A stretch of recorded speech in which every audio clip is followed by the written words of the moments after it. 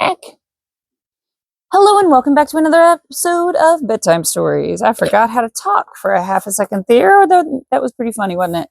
All right, we are working on the fourth book of the John Carter of Mars series. This is called Thuvia of Patarth. This is chapter 11, not the bankruptcy, but green men and white apes. Well, that sounds dramatic. It sounds dangerous and probably bloody. There's going to be a battle. I mean, the last chapter ended with a battle, so it's a pretty safe bet that there's going to be another battle. I've hurt my knee yesterday on a hike, so I called into work today because I can't pick up little old people and safely deposit them in their shower or in their wheelchair afterwards. So I had to call in, and I'm like, because I can't afford to call in, but I did it because I would rather lose out on some money than end up falling on a little old lady and hurting her. Most of my patients are female. All right, well, anyway, chapter 11, Green Men and White Apes. Before we get started, though, I need to ask you a series of very serious queries. Have you gone pee in the potty yet? Have you brushed your teeth? Don't hold your pee, and don't forget to take care of your luxury bones. They are expensive to replace and to repair. Trust me, I know. And it's not included in healthcare, which is the most ridiculous thing. They're like, oh, dentists, teeth and eyes should be separate from like other stuff, even though the mouth is the avenue through which everything, pretty much everything, enters the body. But logic and reason and society at large they don't seem to be really acquainted with each other. So we're doing our best. Luxury bones. Brush your teeth. Drink your water. Stay healthy. Go pee in the potty. Get rid of the wastewater. And do your stretches so you don't end up waking up with a cramp or sore neck or something. I know when you're a kid that doesn't really happen so much, but once you get a little older, you'll be like, what's wrong? I broke myself.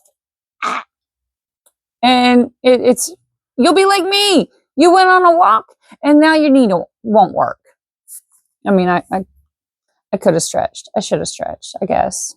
But I probably wouldn't have saved me. I am 45 years old. Chapter 11.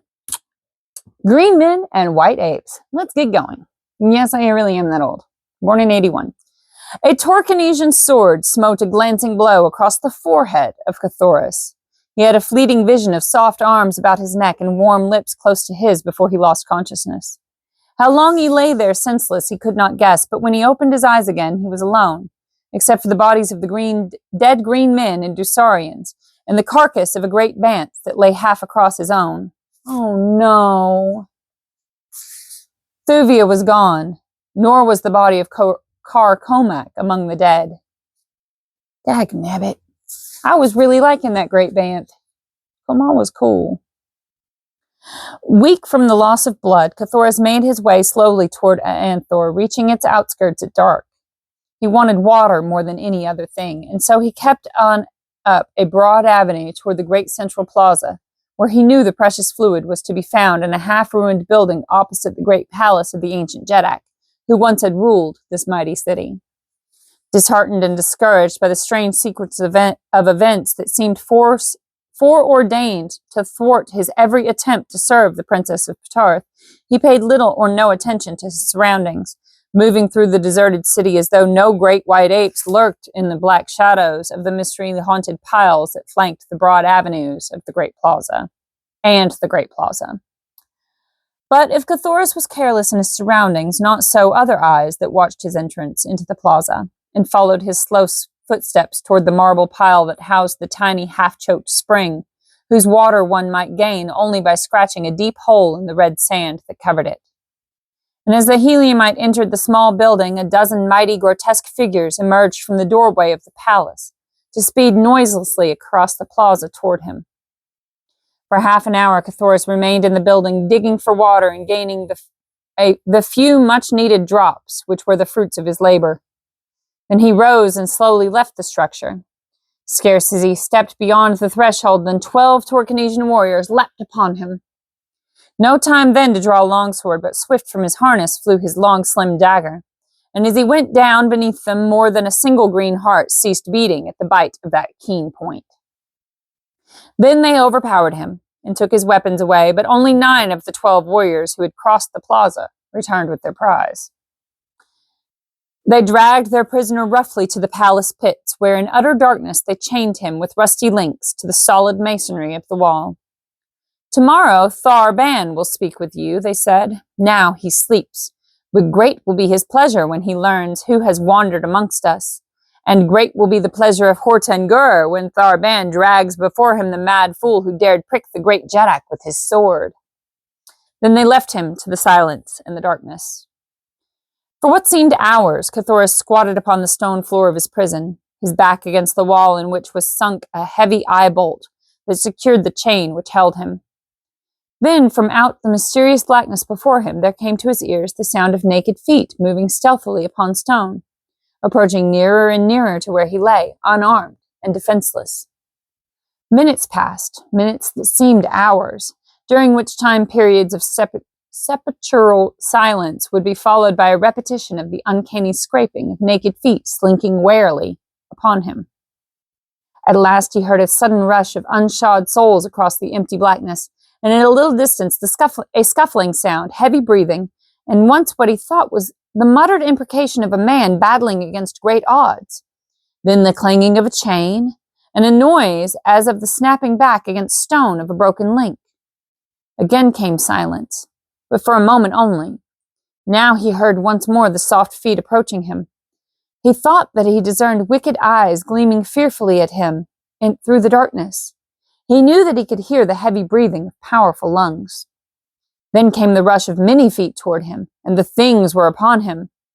Hands terminating in man-like fingers clutched at his throat and arms and legs. Hairy bodies strained and struggled against his own smooth hide as he battled in grim silence against these horrid foemen in the darkness of the pits of ancient Anthor.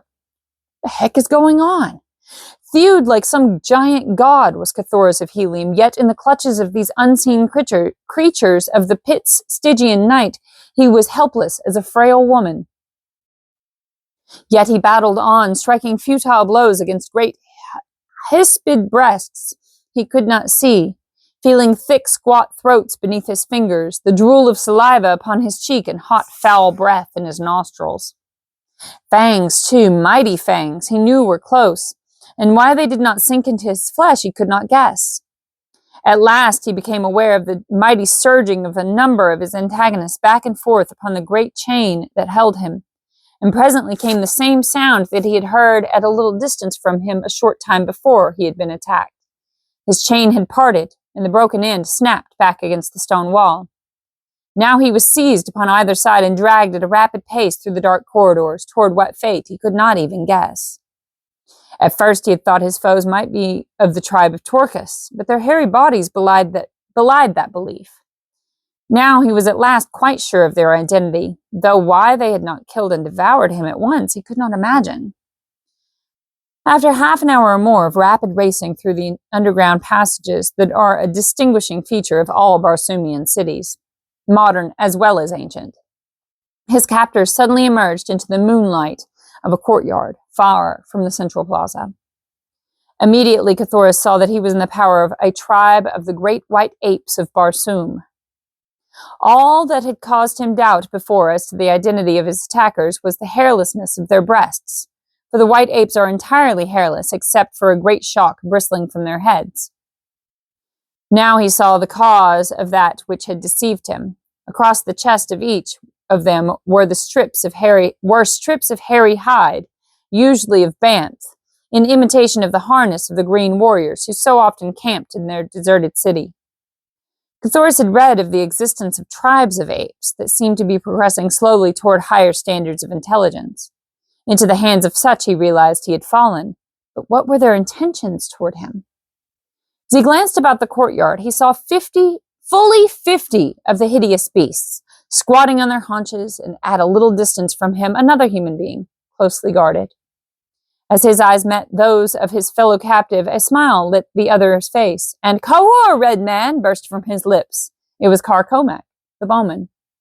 "Kawur!" cried Cthulhu in response. "How came you here, and what befell the princess?"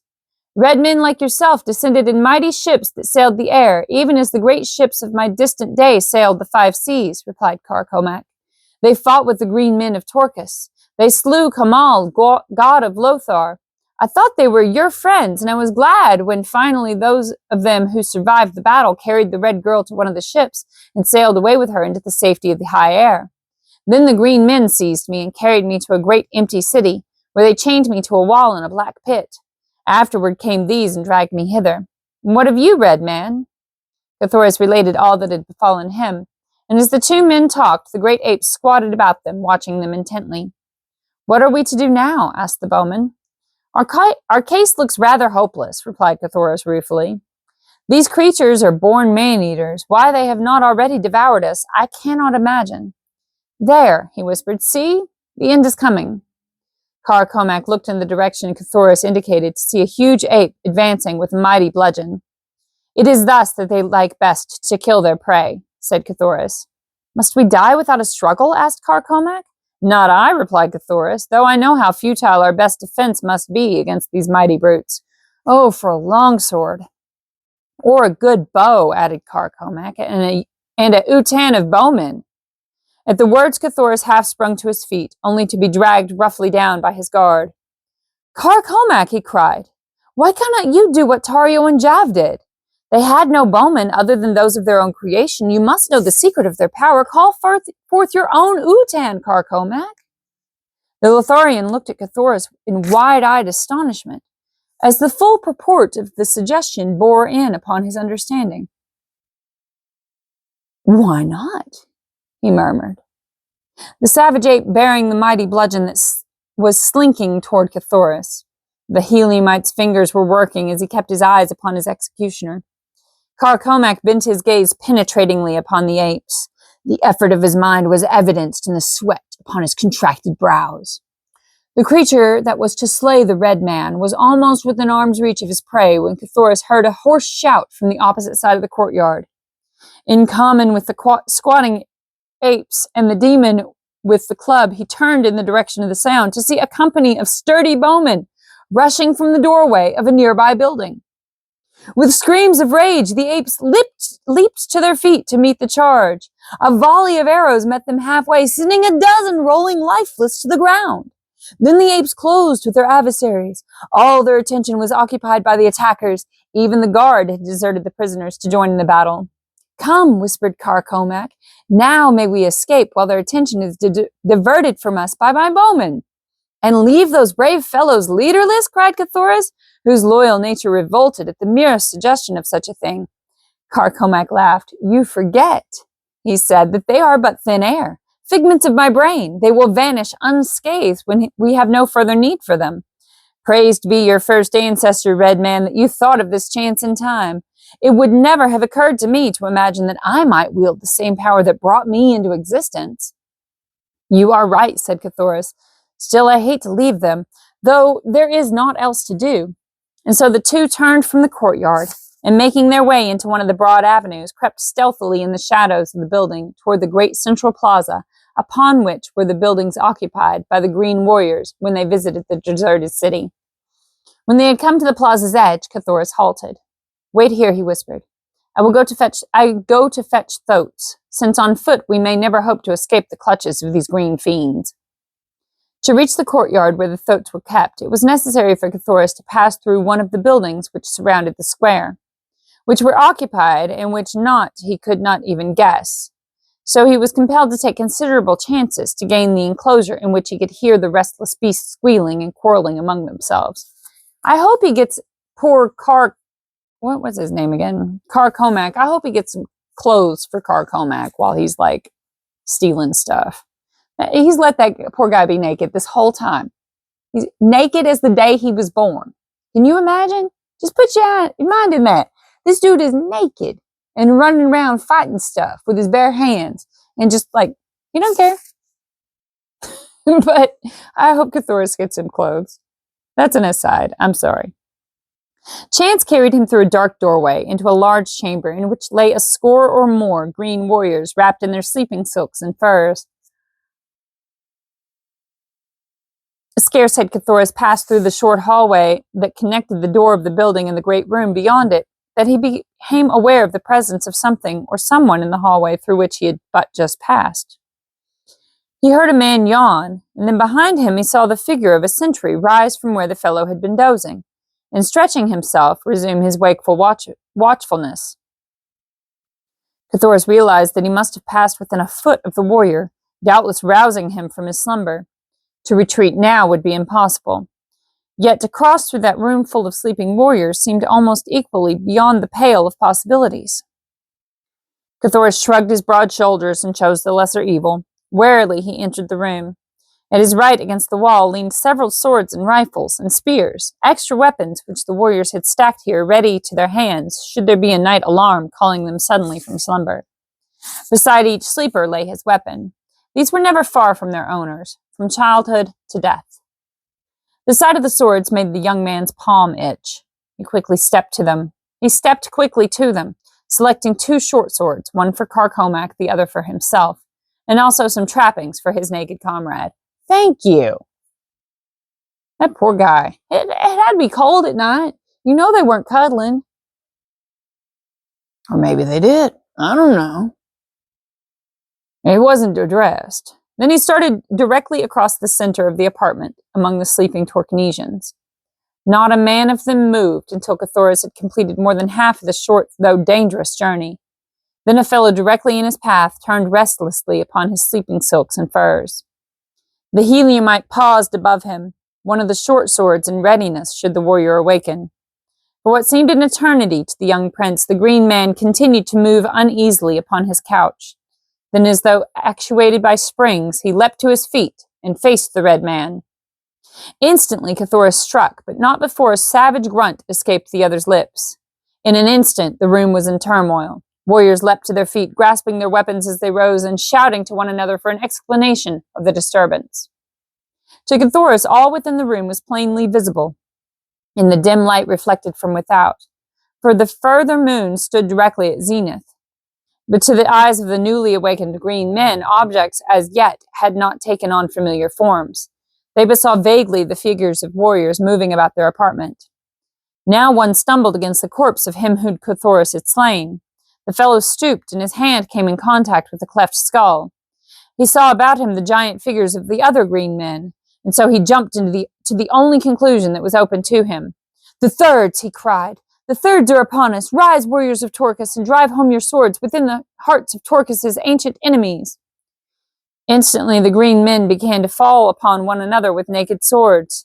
Their savage lust of battle was aroused, to fight, to kill, to die with cold steel buried in their vitals. That to them was nirvana. Can't account for everybody. I mean, that's just blunt. Cthulhu was quick to guess their error and take advantage of it. He knew that in the pleasure of killing, they might fight on long after they had discovered their mistake, unless their attention was distracted by sight of the real cause of the altercation. And so he lost no time in continuing across the room to the doorway upon the opposite side, which opened into the inner court, where the savage thoats were squealing and fighting amongst themselves.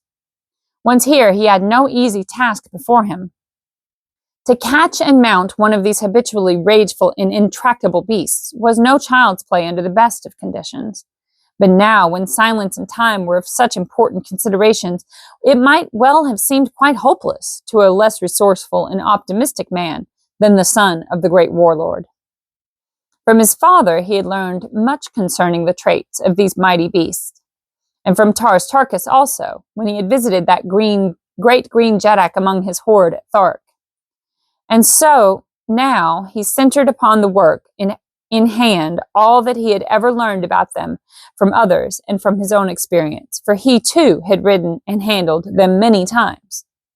The temper of the thoats of Torcus appeared even shorter than their vicious cousins among the Tharks and Warhoons, and for a time it seemed unlikely that he should escape a savage charge on the part of a couple of old bulls that circled squealing about him.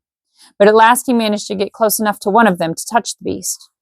With the feel of his hand upon the sleek hide, the creature quieted, and in answer to the telepathic command of the red man, sank to its knees. In a moment, Cthulhu was upon its back, guiding it toward the great gate that leads from the courtyard through a large building at one end into an avenue beyond. The other bull, still squealing and enraged, followed after his fellow. There was no bridle upon either, for these strange creatures are controlled entirely by suggestion, when they are controlled at all. Even in the hands of the giant green men, bridle reins would be hopelessly futile against the mad savagery and mastodonic strength of the thoat. And so they are guided by that strange telepathic power with which the men of Mars have learned to communicate in a crude way with the lower orders of their planet. With difficulty, Cthulhu urged the two beasts to the gate, where, leaning down, he raised the latch.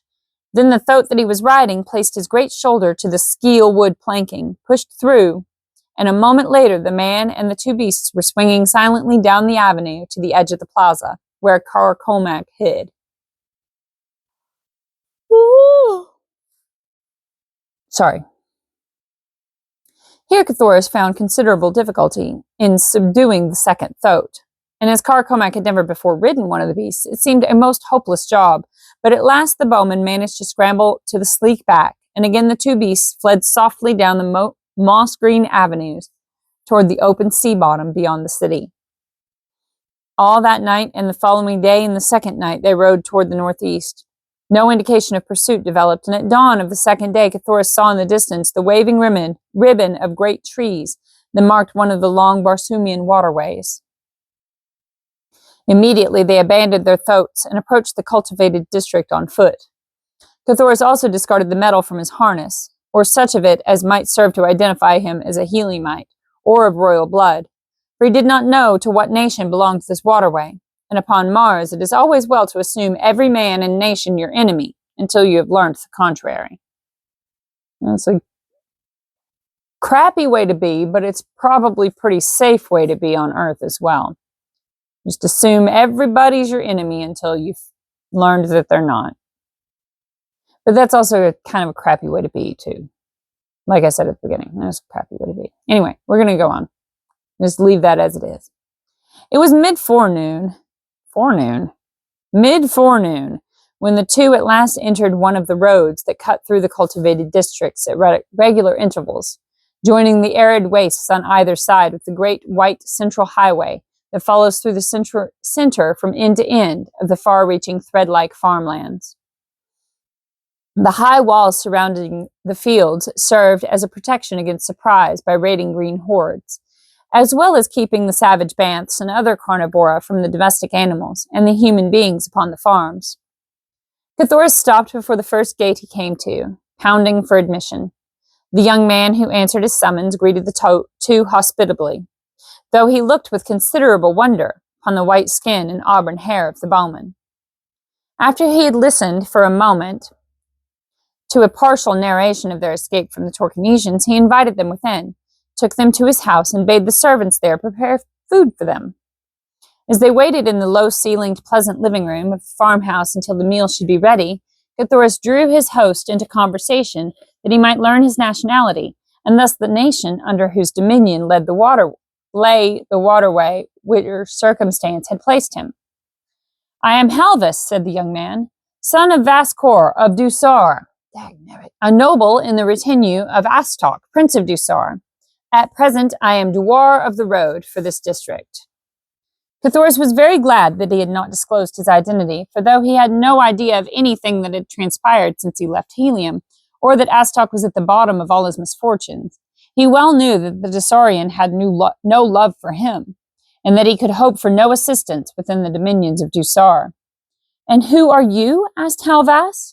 "By your appearance I take you for a fighting man, but I see no insignia upon your harness.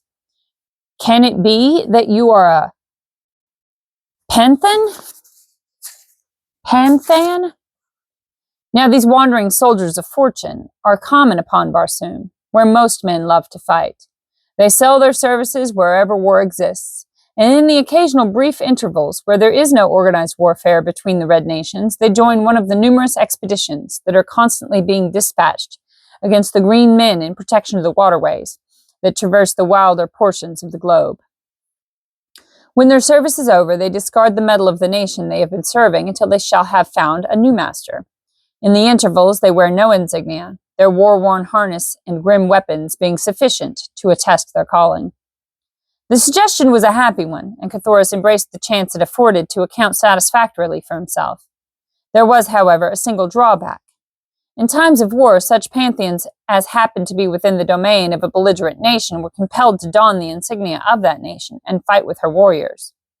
As far as Cthoris knew, Dusar was not at war with any other nation, but there was never any telling when one red nation would be flying at the throat of a neighbor, even though the great and powerful alliance at the head of which was his father, John Carter, had managed to maintain a long peace upon the greater portion of Barsoom. A pleasant smile lighted Hal Vass's face as Cthoris admitted his vocation, not vacation. "It is well," exclaimed the young man, "that you chanced to come hither, for he will find the means of obtaining service in short order. My father, Fascor, is even now with me, having come thither to recruit a force for the new war against Helium." And that's the end of chapter 11. I wish that there was just like a single little bit of a description of Cthoris' face as he heard those words. But, I mean, we get what we get, and we don't pitch a fit, right? Right. All right. Well, good night. Sleep tight. Don't let the bed bugs bite. And if they do, you make sure to bite those bed bugs back, because it's bad to bite, right? That didn't make any sense. Defend yourselves. Stick up for you. Don't let bullies get you down. I love you. I think you're fantastic. Even if you're weird as a $3 bill, I still think you're cool. In fact, I think you're cooler if you're weird, but that's me. And I'm autistic. So you really shouldn't take my opinion as being like the general opinions of society. But at the same time, shouldn't it be the general opinion of society that everybody be as much them as they possibly can be? And like, we all love ourselves and we love each other, and like everybody gets along and accepts everybody for being weird and cool and goofy. I don't know. We could try it as an experiment. Give it like a month or something. Everybody do it. But who am I to say? I'm just a girl. Which is, I'm being sarcastic right there. Girls rule the world. Or they ought to. They really ought to. I wish I knew how to edit, 'cause I talk too much.